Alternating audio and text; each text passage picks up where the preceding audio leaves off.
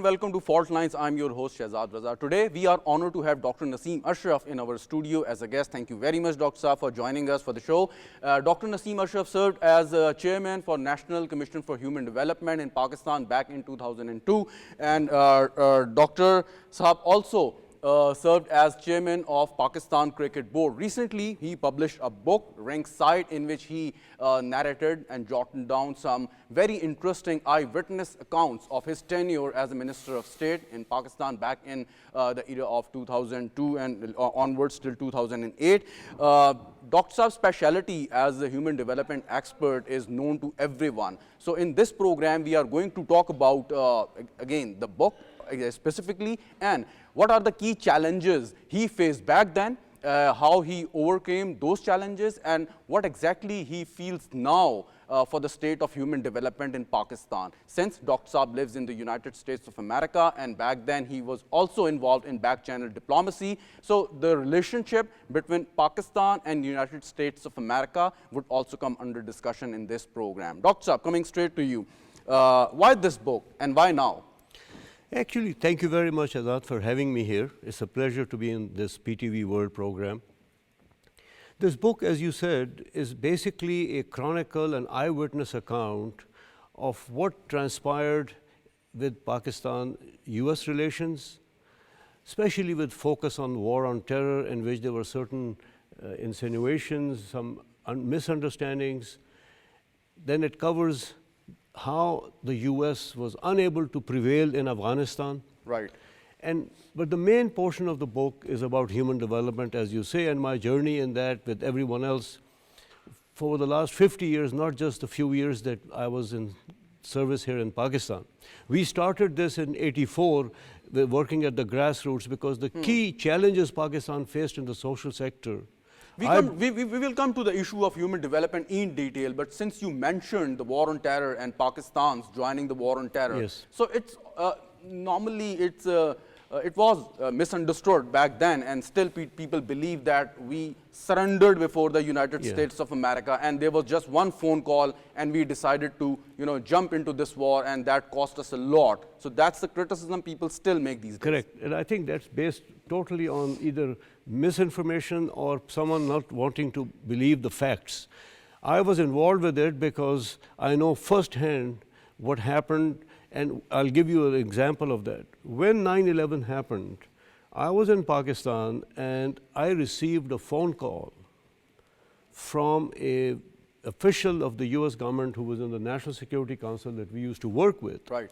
Saying that the situation was very grim, the mood was very dark. In America at that time, nobody differentiated between Al-Qaeda, Taliban, Pakistan, Afghanistan. They felt everything was all the same. And that was one week after 9/11? That on the day of 9/11. On the day of 9/11, okay. So I communicated that to President Musharraf, General Musharraf. He was at that time chief executive. The issue was that Pakistan basically had zero options. The US had passed a resolution in Congress which was called the Authorization to Use Military Force. And that authorized the President of the United States to take any and all actions, including the use of force, against any nation, any country, any organization, any individual even, that either harbored or aided the Taliban and the Al-Qaeda. So Pakistan was equated in the same. So we had no choice. We had absolutely no choice, number one. Number two, more than the US resolution, the bigger one that was binding on every country in the world was the United Nations Security Council Resolution 1373 that was mandatory under Chapter 7. Pakistan actually played its cards, I believe, extremely well, because without that, it wasn't just economic catastrophe, the country would have been devastated. As you heard, statements were made, either you're with us or not with us, and even to some extent another statement that if you're not with us, then Pakistan can be bombed to the Stone Age. Pakistan, and people should understand, India had already offered every base and everything to the United States. What Pakistan decided, and very few people even know or understand that, right. America made 7 demands. The 2 that were the most difficult, Pakistan rejected completely. And those two demands I will just repeat for you. The first was blanket overflight and landing rights in Pakistan for all United States and NATO Air Force. Right. Pakistan refused and denied that. The second was, and I'll come to that about the Shamsi Air Base and the Jacobabad Air Base. The second demand was access, territorial access to the United States intelligence and military, including use of Pakistan fighter bases, naval ports, all sensitive installations. Pakistan refused that, completely denied that. So this is pure fiction. Okay. And But saying that Musharraf or Pakistan just succumbed and capitulated. No. If we quickly make a cost-benefit analysis of our decision joining the war against terror, the thing is we made a lot of sacrifices, and the cost was huge, both in terms of human lives and economic cost. And every time we were told that like Pakistan suffered more than $130 billion of economic losses all over, and more than 80,000 people, they lost their lives, including the personnel of the security forces. No one denies that. And I think that they even understand, the whole world understands that Pakistan paid a huge price, and there was a sacrifice given by the Pakistani nation, not just economically, but in terms of the loss of lives. As you said, 70 to 80,000 Pakistanis were killed as a result of this war on terror. The issue was, what choice did you have, what options did you have, and did you play your cards right? And I think Pakistan played its cards very right. The aftermath and the blowback effect that you had was unavoidable. And if you had not joined, that would have been 10 times worse. The country would have been actually split. Right. So there were several stories that the Muslim community in the United States of America, including several Pakistanis, they suffered mistreatment by the government officials and the people in general.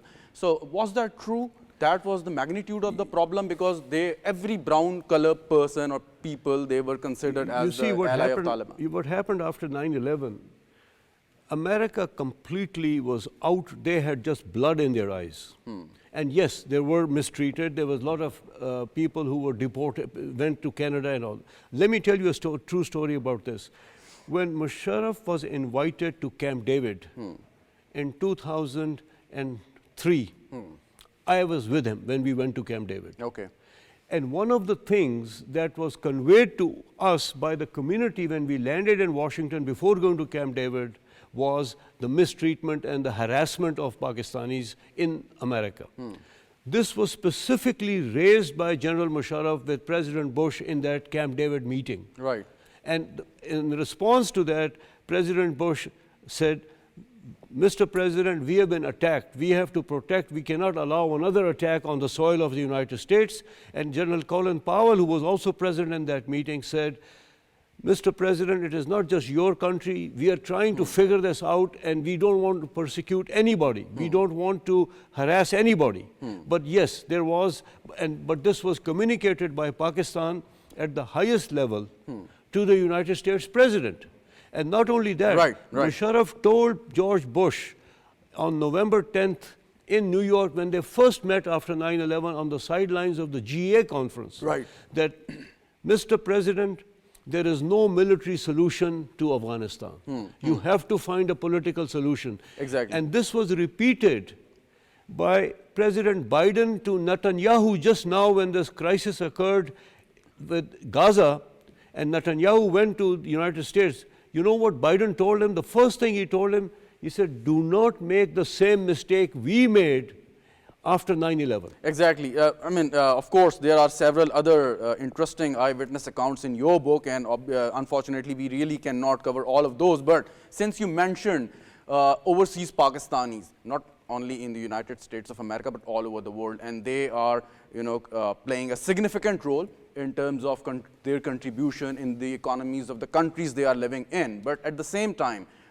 they also contribute a lot in Pakistani economy, and the remittances they send every month, every day, every year are the lifeline of Pakistan's economy. So you think that we are really truly capitalizing on their true potential of the overseas Pakistanis?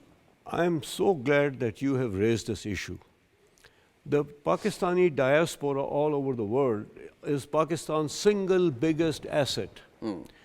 SHAHZAD Barki Saab, who was a world-renowned economist and retired as vice president of the World Bank, has done a study which shows actually that there are 10 million overseas Pakistanis, 1 crore.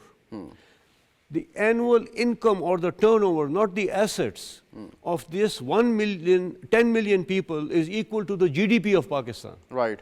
So they have a potential not of sending 30 billion every year as remittances, but this should be 10 times that. And this is how the Chinese diaspora built their country. This is how the non-resident Indians did their country. So what is stopping them, you know, to not to contribute? I think it's an issue of Pakistan recognizing that the diaspora, which I am afraid, I'm sorry to say, they do not. There are many statements made against the diaspora, against the overseas Pakistanis. They need to be regarded and treated and nurtured. And then, of course, you need to have political stability here. Right, right. So I think because of these things, the diaspora, which has played a tremendous role in the service of Pakistan, we stopped the United States from making Pakistan a sponsor of terrorism in the 90s. So many other things when, after nuclear sanctions, then the President Clinton's visit to Pakistan, so many other things that the diaspora has done, not just from the US, but also from the UK. That is fine. Their role is very significant, and they must be regarded and give true honor and respect they deserve. But one thing which I personally observed, that fine, the Pakistani diaspora, they are, you know, contributing a lot in Pakistan's economy. But if you compare the ratio of Indians in key positions elsewhere in the world, in Europe, in the United States, so the comparison is, I mean, there is no comparison. So why not the Pakistanis living over there are making, you know, inroads to the policy-making offices or decision-making places? I think, as you're right on this. This has lagged behind, but it is already happening. First of all, in the last 15 years, there have been more than 50 Pakistani origin staffers on Capitol Hill that I know personally. Okay. But they have never been at the cabinet level position. There are now sub-cabinet level positions, and there's a reason for that. The Pakistani diaspora political involvement in the United States mainstream politics has been not as robust as those of Indians for two reasons. Number one, the Indian diaspora that came in the 60s was primarily in academics, but the Pakistani diaspora, the overseas who went, were doctors and engineers. And so they did not go into politics. Right. They okay. just went they mind their own business, right? Well, there has to be involvement of the Pakistani in the mainstream American political process, but that is happening. Right, right. Now coming to the main, you know, issue why we invited you here and your book, The Human Development. I mean, it's just not the human resource, but, you know, the per capita income, health care facilities, education, gender, you know, balance in the country. You launched a very successful program, and a lot of money was earmarked as well, but it was regarded as a successful program not only in Pakistan but outside Pakistan as well. What challenges did you face, and you think that you managed to overcome most of those challenges at that time? Let me start by just, if you permit me, just one preface, and that is the Human Development Index was coined by no other than a Pakistani economist, Dr. Mahbub Haq, who I believe should have received the Nobel Prize like his compatriot Amartya Sen from India. He did not. The Human Development Index, Pakistan has lagged behind tremendously, and it is because of lack of political will. There are social sector challenges which are really based upon service delivery at the grassroots. Based on our experience, which we had started in 1984 through a program when I was elected president of APNA, the Pakistani physicians. This was called APNA Sehat, which was a primary rural healthcare program based on health education to reduce infant and child mortality and to increase essentially education of the grassroots, especially mothers. When that was successful, I was fortunate enough that I had Dr. Mahbub Haq as my mentor and teacher since 1982. We were working together in the mid-90s in the United States. Right. Just 1 week after that, Dr. Mahbub al-Haq died. And I made this my life's mission that his legacy of human development in Pakistan has to be pursued and has to be supported. We presented that plan to many prime ministers, but none took it up except for General Musharraf when he was chief executive. The National Commission for Human Development that you talk about and the Pakistan Human Development Fund, this was a unique public-private partnership in which the government and the diaspora collaborated and the Pakistani people. Just you said that a lot of money was given by the government of Pakistan, of course, because, but did you also realize that the seed money for this was raised from the diaspora? A total of $28 million was raised for education, health and community welfare under Pakistan Human Development Fund. Right, and the Pakistan Human Development Fund still exists today with an endowment account of almost 3 billion rupees. Right, but few questions before we take a break. Do you feel satisfied the kind of work you did back then? Because since 2002 till 2008, 6 years, and you had a free run in a sense, in a positive way, of course, because you were very close to the chief executive of that time. And there was no hurdle in front of you, so you could legally, of course, and you did, do whatever you want to according to your understanding and for the betterment of the people of Pakistan. But 6 years is a long time. So what improvements we witnessed once you finished with your tenure? Very fair question. I think that's a very fair question. Let me give you some numbers and then I'll tell you about what is the reason you don't see it more. The reason you don't see this thing making a transformation in Pakistan is there is no continuity. The day Musharraf left, I resigned, and after that NCHD became a skeleton. The work, there was no more projects money given, nothing, it stopped. This is the biggest bane of Pakistan, lack of continuity. But what we achieved, when we started in 2002, the literacy rate was 44%. By 2008, the literacy rate had increased to 58%, and if this trajectory would have continued, we would have hit a literacy rate of 80% by 2015. But there were other organizations like ministries working in parallel with NCHD, right? But not at that scale, and they had been working before. This specifically, and the rate of literacy would increase by 1.5 to 2%. We actually doubled that. So number one was the literacy rate. 10,000 community schools were opened where no school existed within 3 kilometers. By NCHD? These are, pardon? By NCHD? By NCHD. Right. These are still, people can see that. Similarly, thanks to a Bill Gates grant to NCHD for $7 million, we trained 7 million women how to make oral rehydration solution at home to reduce deaths from diarrhea, which resulted in a 30% in those districts, 16 districts.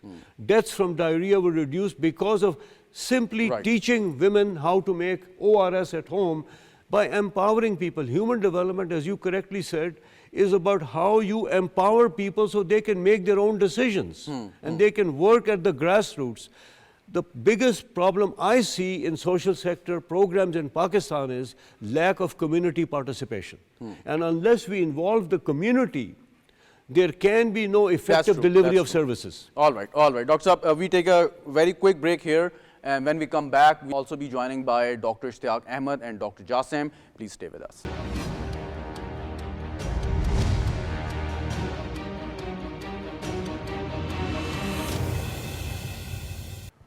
Welcome back to the program. Before taking the break, we were talking with Dr. NASIM ASHRAF, former chairman NCHD, and now we are also joining by Dr. ISHTIAQ Ahmad. He's a former vice chancellor of Sargodha University, eminent scholar. Thank you so much, Dr. Saab, for joining us.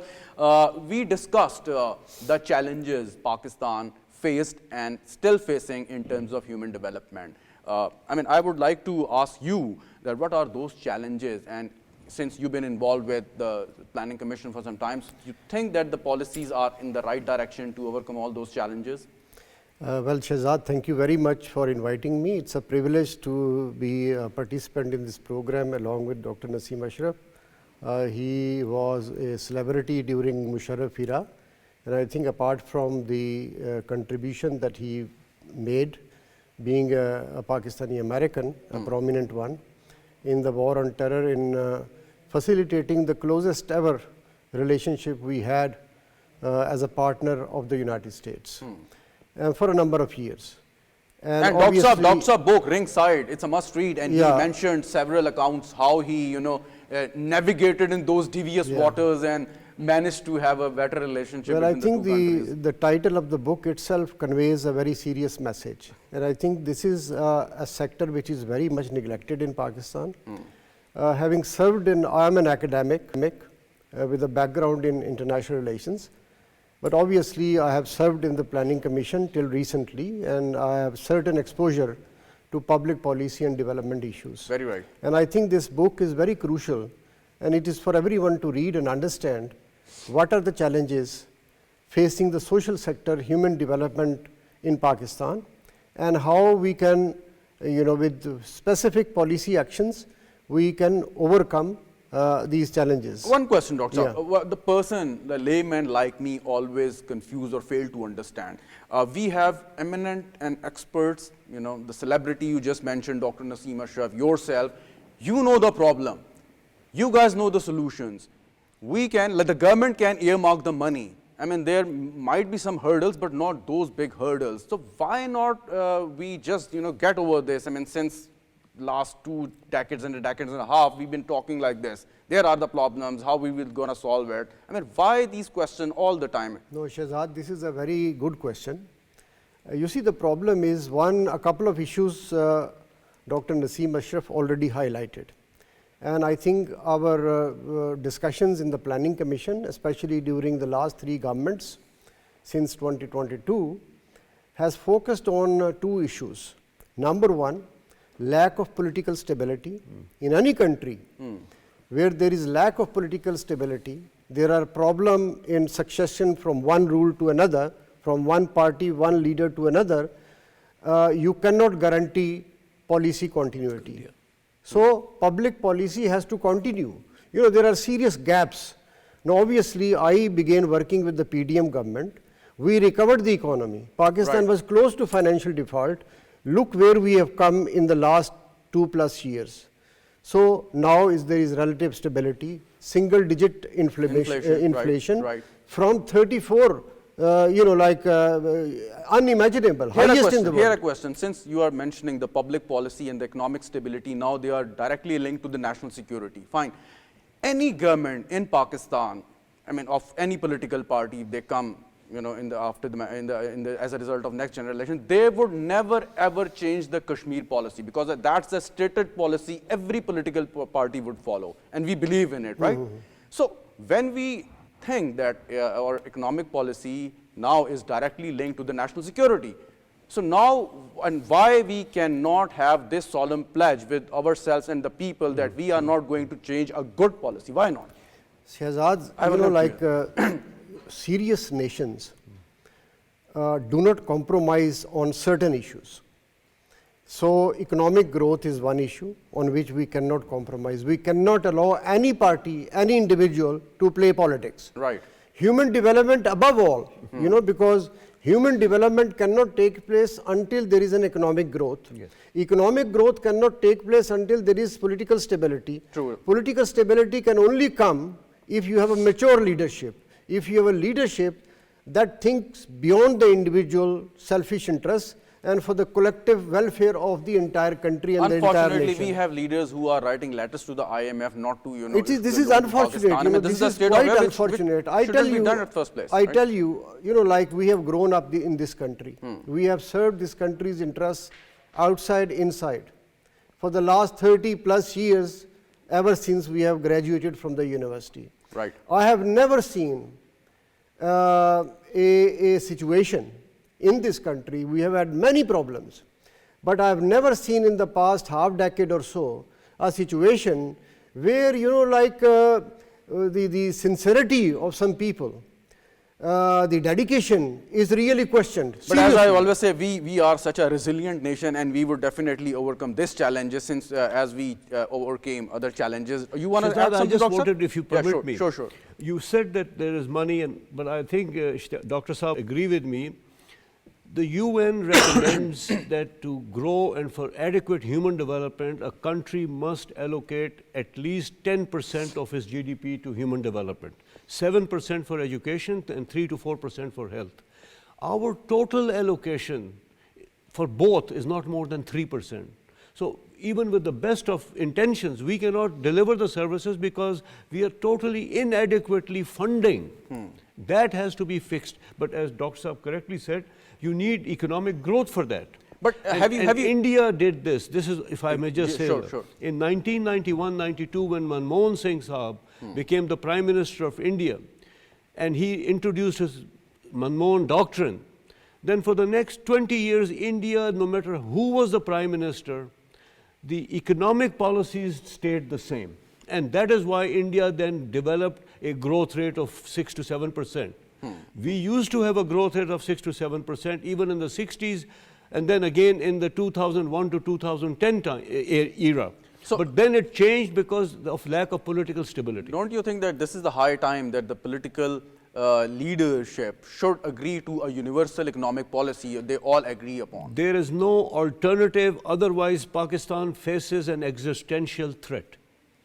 And since you mentioned the earmarking certain percentage of money for health and education, what about the financial crunch we always faced? Yeah. I mean, of course, there was a shortage of the foreign remittances, and there was a big gap between export and import. So we are always we've been living on the edge. Yeah. We were just surviving. So how could we do that? But I think this is, I'm not an economist and I'm not going to sit here and give an economic solution because I'm not qualified. But I can tell you this much, that whatever has happened in Pakistan, its economy over the last 50 years has been our own doing. First of all, we refuse to pay taxes. We have the lowest tax to GDP ratio in the world. You cannot survive on borrowed money and loans. You have to pay a tax. If you earn our economy of 360 billion, there is another parallel informal economy. By the way, that economy is keeping Pakistan alive. Otherwise, there would have been civil war, God forbid. So now they're trying to document everything. And I think unless and until we start acting as mature people and as citizens who believe in the country and are willing to listen to the rule of law. How do you so view the several corrective measures the government is taking these days, like cutting the size of the government, bringing some fiscal discipline in the working of the government, removing the red tapeism from bureaucracy? How do you see that? I think it's mandatory. Without that, we cannot survive. And I think that is beginning to show effect and results. Compared to last year, I think there's no question that the big macroeconomic indicators have stabilized. Okay. And are beginning, it's not going to turn around in 1 year. To reach economic stability and then growth is at least a 5-year cycle in which after that you begin to then actually have money for economic growth. Very right. Dr. ISHTIAQ, how do you think that how much time is required to turn the tide around? Well, I would agree with Dr. NASIM ASHRAF that it takes time for economy to recover. I think in the last 3 years, the growth has been very impressive. There is no fear of financial default. Just reverse the clock, go back to early 2022. We were about to become Sri Lanka. So I think we should celebrate this success and we should appreciate without any political leanings. These are issues where we should not play politics. And I would like to, taking this opportunity, because Dr. Saab is here, he is a very prominent Pakistani American doctor, and his contributions are duly acknowledged in the past. And I think there is a crisis facing the Pakistani diaspora, as you pinpointed before in your questions. There are a few individuals, I would say, I spent 5 years on Pakistan chair in Oxford University. Even in England, I noticed this among the diaspora, which is very committed, when it comes to Kashmir and other issues integral to Pakistani sovereignty. Correct. Even in the United States.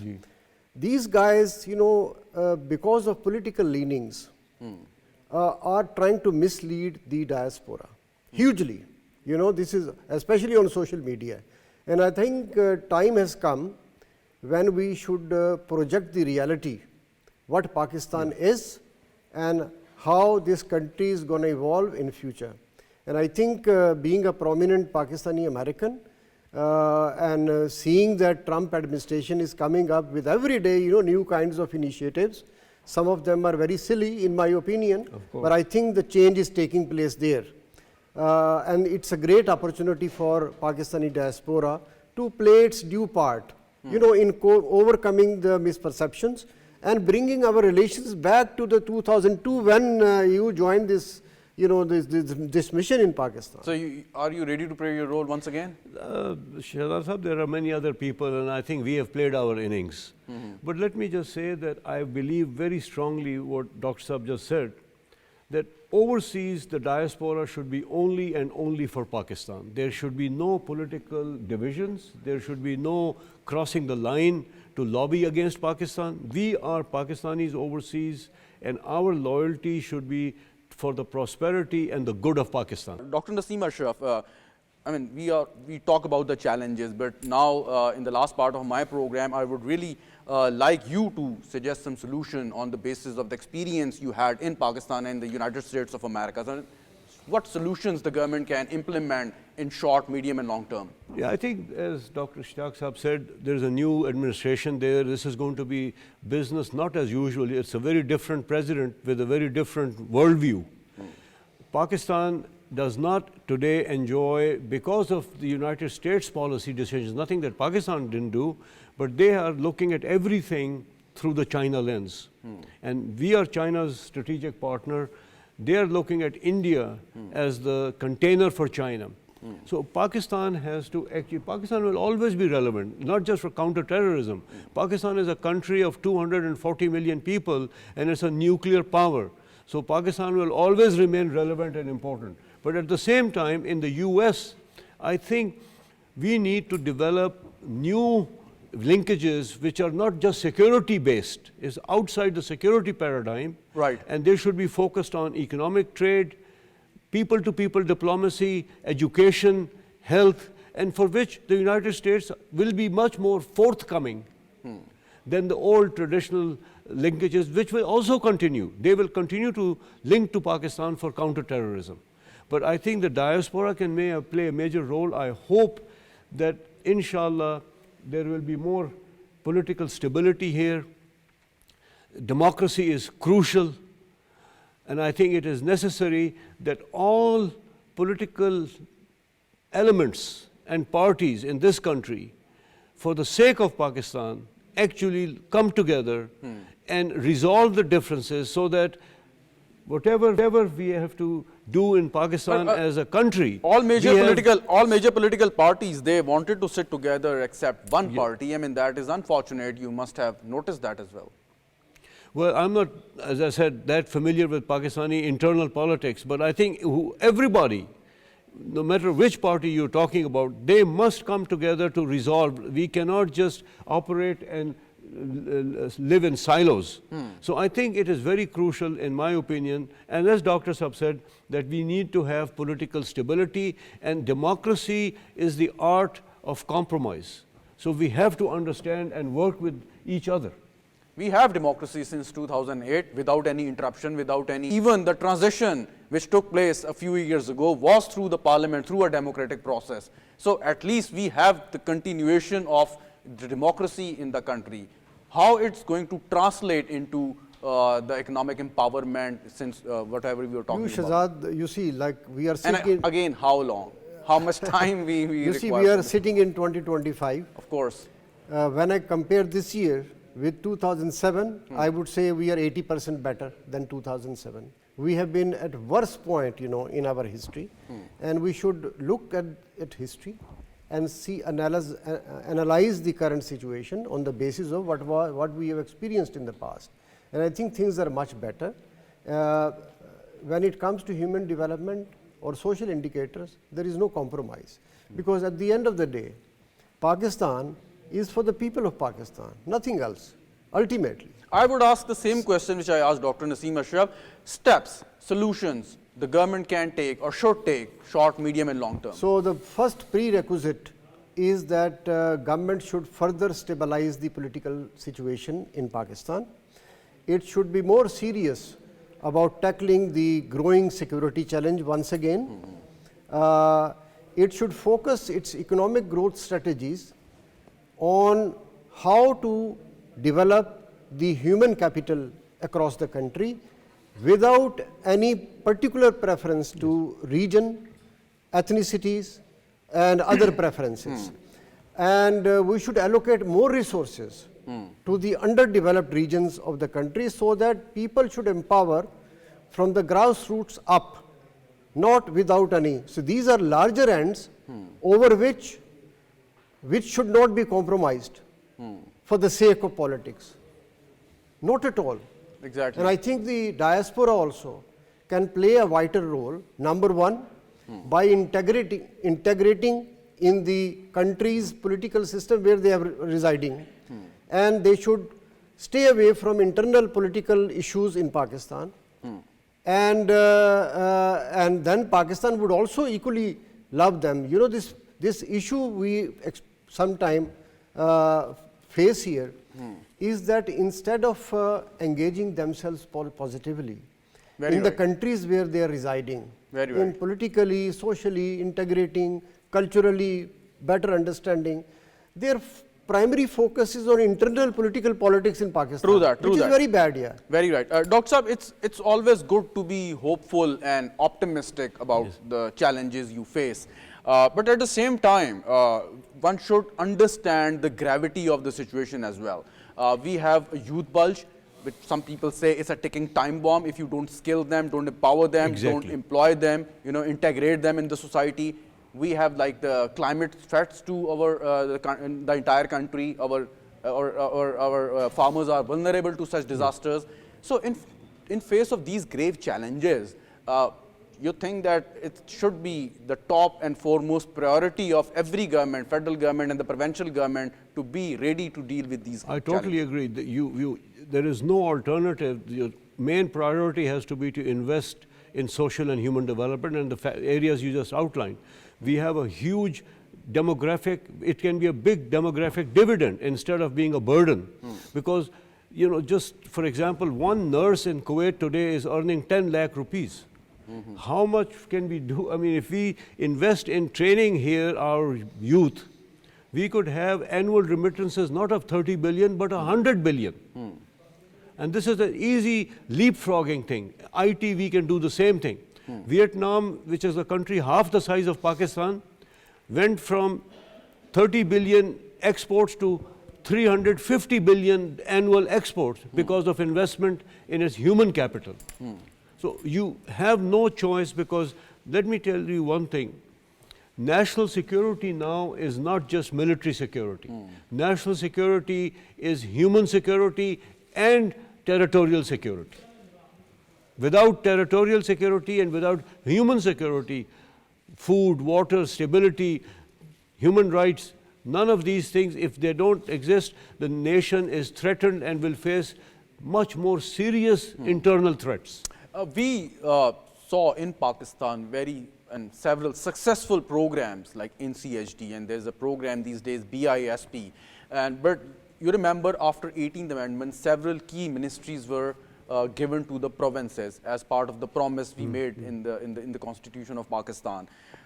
Always people ask the question about the capacity building of the provincial governments. Some provincial governments may be doing excellent work, but perhaps a couple of others, they are not, you know, at par with other provincial governments. So how important is to build the capacity of the provincial governments? And do you think that should the federal government have some sort of oversight on those areas? I'm not talking about, you know, the discussion of rolling back the 18th Amendment, but just the oversight kind of a thing. No. Unfortunately, Shahzad, you know, 18th Amendment was a good thing, you know, in terms of restoring parliamentary supremacy, judicial independence and provincial autonomy. But somehow it has not been implemented smoothly. So, you know, there are enormous resources with the provinces. Much of it is not allocated at all. Still the provinces, you know, like look towards the federal government for public sector, you know, funds and for international grants as well. So First thing is that it was a good thing, but it should have been implemented. Yeah. Capacity should have been developed over Right. time. It's a long time now. Yes. And you can't over-rely upon the federal government. Secondly, you know, this one part of devolution has happened, Shahzad. It was incumbent that the provincial governments then would again devolve to the local governments. They are reluctant in doing that. So democracy is not, you know, just devolving from the federation to the provinces. It is from the provinces to the local, you know, like That's true. That's union true. councils and all that. Secondly, I would also argue that ultimately, you know, Pakistan is committed to the United Nations Sustainable Development Goals. The deadline is 2030. And obviously, we lack on almost every front. You know, there are 17 SDGs. We lack almost every one of them. Yes. And then we reallocate resources, you know, to these elected parliamentarians. This is a bit of critical element that I have noticed. We have to comply strictly with our commitment to the United Nations to implement, you know, these 17 indicators. Much of it is related with the human development. For instance, on climate change, we can expect that the Americans to again, you know, betray the world community under Trump, and they have already exited from the Paris Accord. But we should remain committed, because we, despite the world is not paying attention, but we are the 8th country in the world which is Most vulnerable. most vulnerable to climate change and its That's true. disastrous consequences. That's true. That's true. Any last thoughts, Dr. Saab? No, thank you very much once again. I think that no matter what we say, there is no alternative to investment, and a political will is needed. If you have the political will, then only you will find ways and means how to invest in human development. And nobody which would we have come. not been And doing. nobody would come from outside. We are the one who We are have the ones to who do find it, the and solution for Pakistan has a ourselves. bright future. I totally agree with Dr. Saab. We have a huge, as you said, very, very resilient and ingenious people who can do wonders. They can do anything. We just need to create an enabling environment, and the Enabling biggest one is rule of law and political stability. Thank you so much, Dr. NASIM ASHRAF, former chairman in CHD. Thank you so much, Dr. ISHTIAQ Ahmed, former Vice Chancellor, Sargodha University, for participating in this program, for valuable inputs. Thank you very much, viewers, for watching the program. Khuda Hafiz and goodbye.